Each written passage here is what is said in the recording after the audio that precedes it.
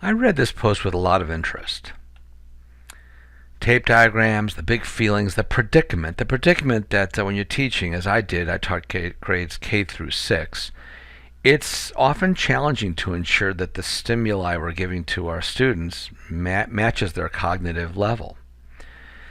Looking at the problem itself, I go ahead and I grab it all and copy it.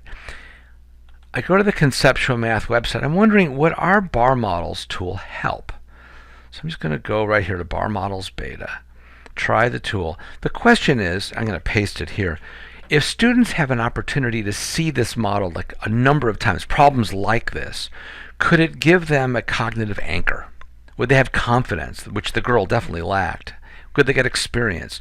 So here, if we make a bar, and this could be in front of the class, the kids can do it themselves, we bring out a bar, and we say, well, this is Sean, and it's how far Sean jumped. So he jumped 75 centimeters.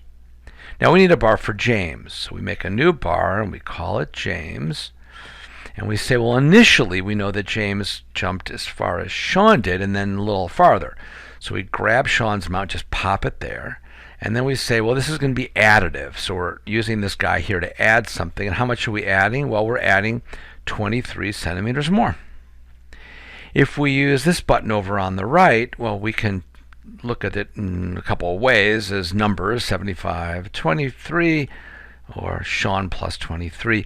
And when we look at it with these numbers, especially like in a class dialogue and a number talk, we could talk about, well, how big should the 23 be? And maybe it would look a little better if it was like this, something like that.